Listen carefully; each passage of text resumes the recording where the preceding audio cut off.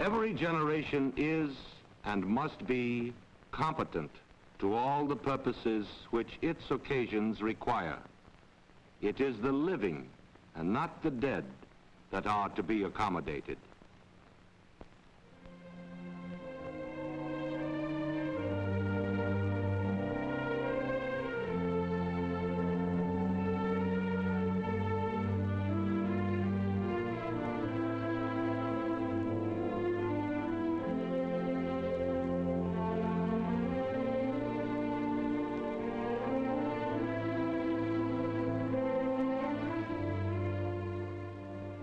This is a story about a city.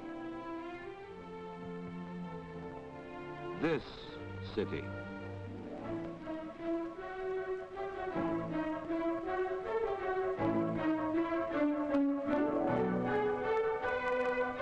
It is a story of streets and neighborhoods, and of the people who live in them.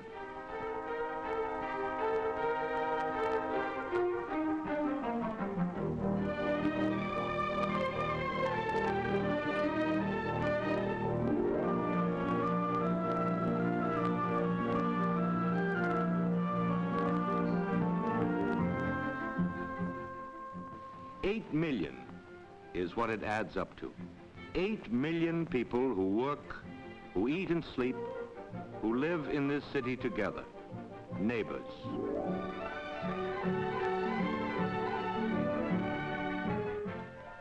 It is the people who make a city what it is.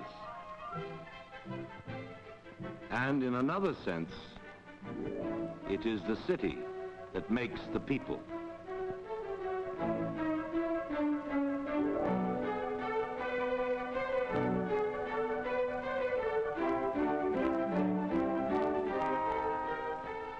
Look at it this way. People come together for warmth or for safety, for comfort or gain. People come together and a city begins to happen. Houses go up. Streets go down. Bridges span the rivers. Tunnels lace the earth. And a city grows. People keep on coming in the search for friendship, fun, for love, for learning.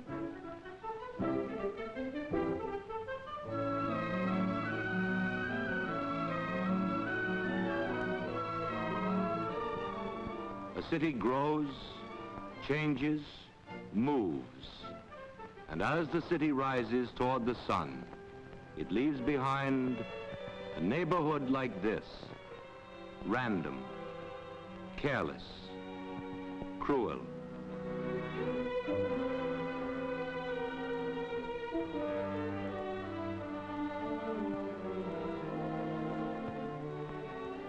This is the slum, littered, airless, blocked.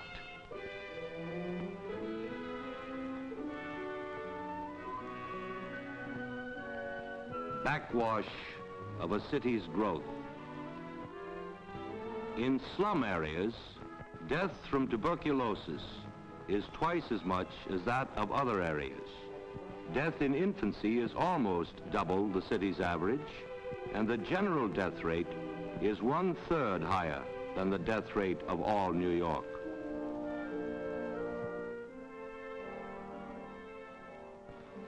Many millions of Americans still live in habitations which not only fail to provide the physical benefits of modern civilization, but breed disease and impair the health of future generations.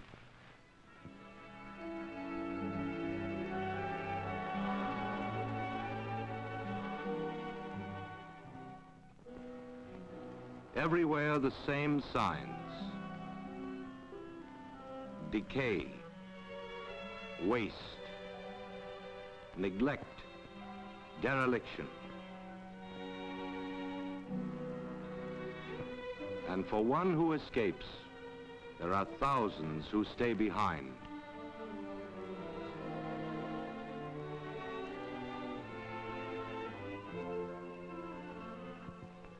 For reasons like this.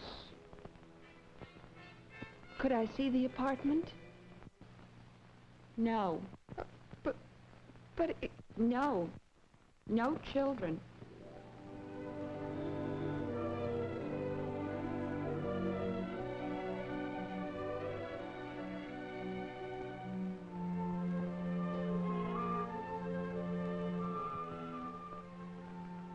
Reasons like this. Well, I suppose that does it.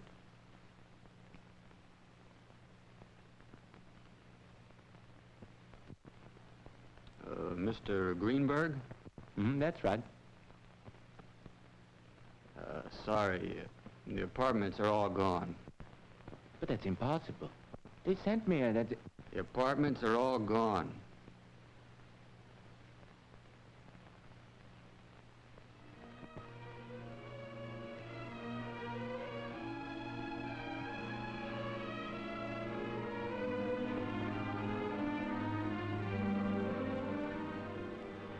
Reasons like this.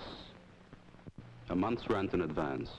$50 a month and $1,000 for the furniture. $1,000? You call that furniture? A beat-up old couch and a couple of moth-eaten chairs and a 10-cent painting? Well, I wouldn't give you a dime for it. Well, that's the way we rent the apartment. Oh, no, not to me you don't. And for reasons like this. Yes, the apartment advertised in a paper. Yeah, the rent's okay. My present address? Lenox Avenue, 1455. What's that? Wait a minute. You got it advertised. How do you like that?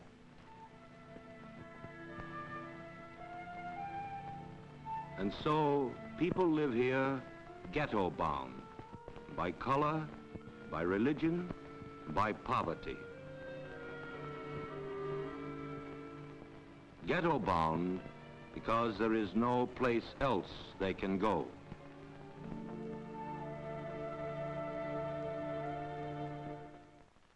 The city, aware of its responsibility to the living, built a house, a lot of houses. Houses which ask no questions about a man's race or color or creed. This is the first house the city built, 1935. The first house built by any city in the United States. 258 families moved in, paid $25 a month for 4 rooms, including gas and light, including trees. 1939, more housing, like this, Red Hook. 1940, Vladek houses.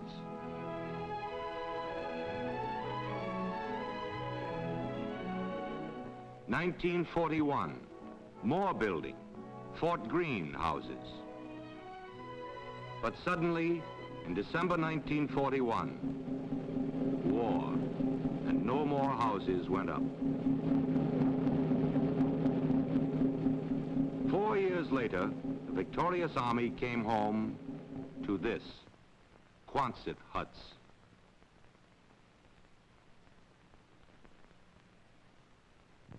And this, evictions.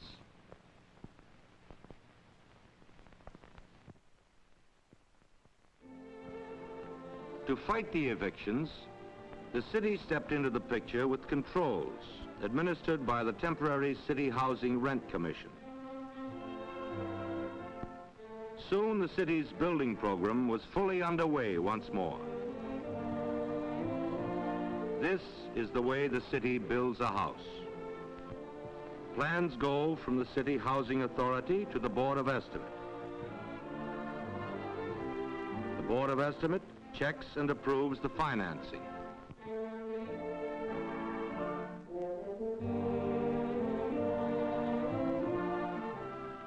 The Budget Director checks the City Housing Authority budget. The Department of Housing and Building checks the plans for fire exits, ventilations, specifications, safety.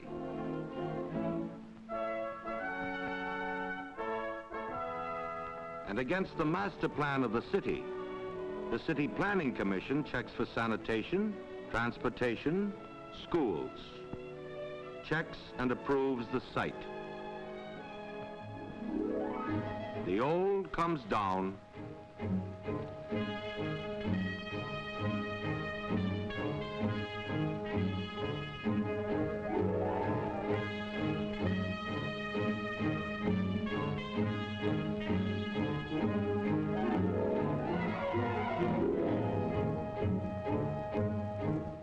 the new gets underway.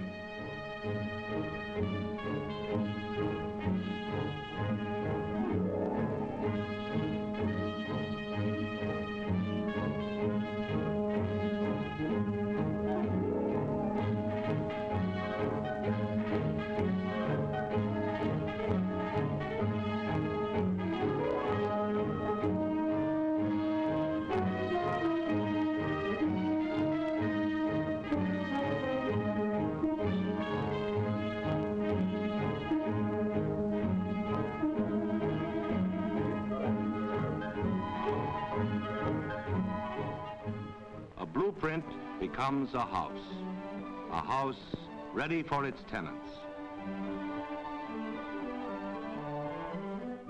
In one day, the city has had as many as 30,000 applicants for one housing project.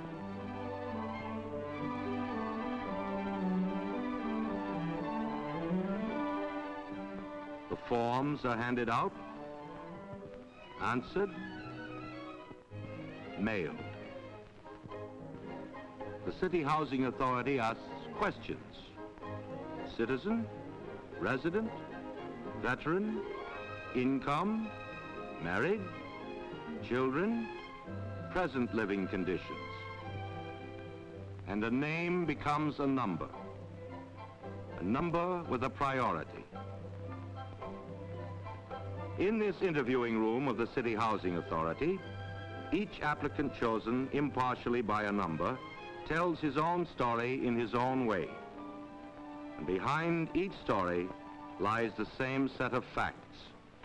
No heat, no room to raise a family, rents too high, 6th floor walk-up. The answer?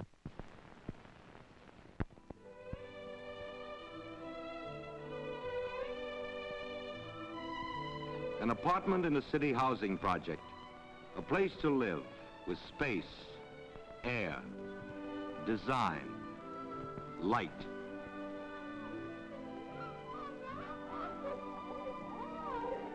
"3,000 children live here. 2,000 families.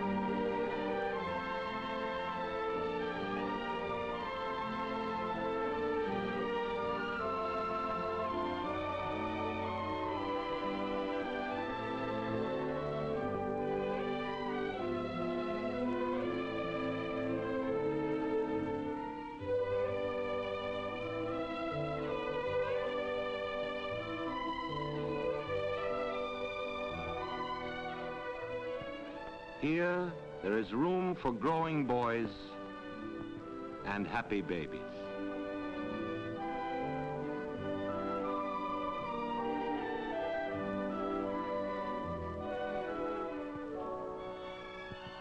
Here, the day begins with the family secure.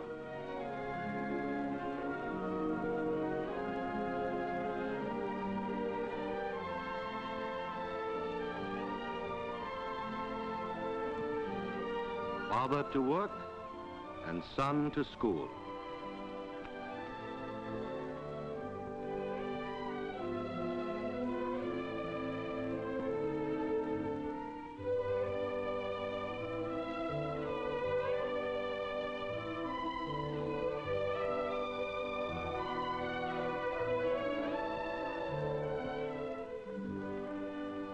For the mother, housework is made so much easier.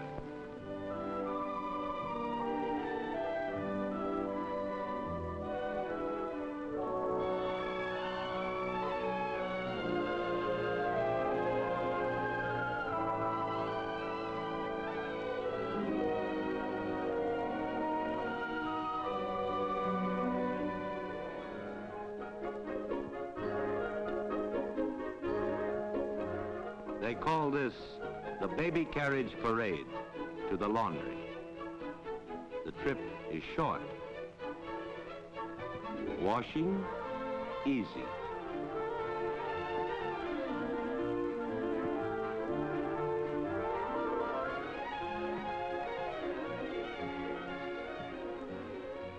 For the children of mothers who have to work, there is the nursery. All-day care.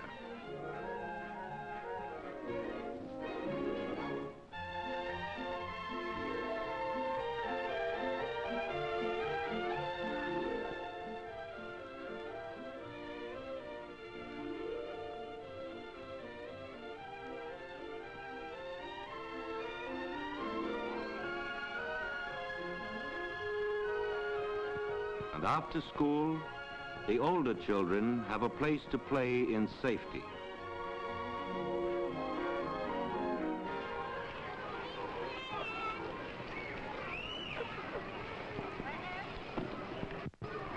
John!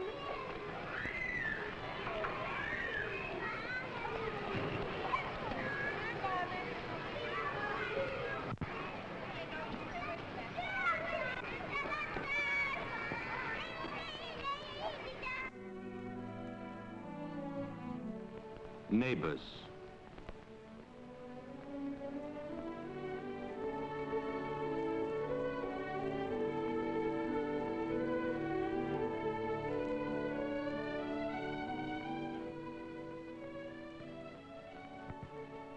In the evening, people come together in friendship and in common aim.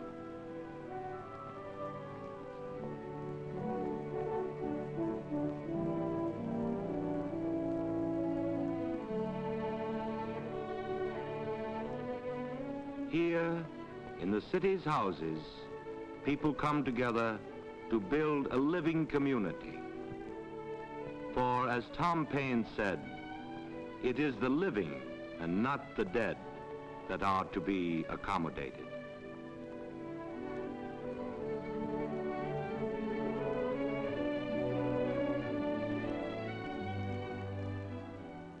General Farrell, just how many families live in public housing projects in New York City? Colonel Bennett, in 1945, the city was landlord to 17,000 families.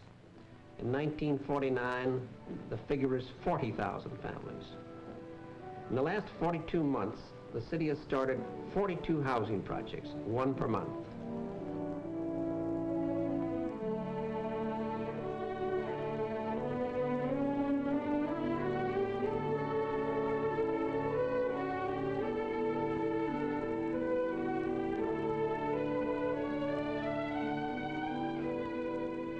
You have seen the slums, you have seen the new low-cost housing projects that have taken their places. The slum means disease and crime. The new projects mean health and happiness. Since 1946, when I became mayor, we have built low-cost housing to take the place of slums for 250,000 people, that is, by the end of next year. On the planning boards, we have plans for 250,000 people more. Every child is entitled to a good home. That is the least that we can do for the citizen of tomorrow. There is only one answer. The slum must go.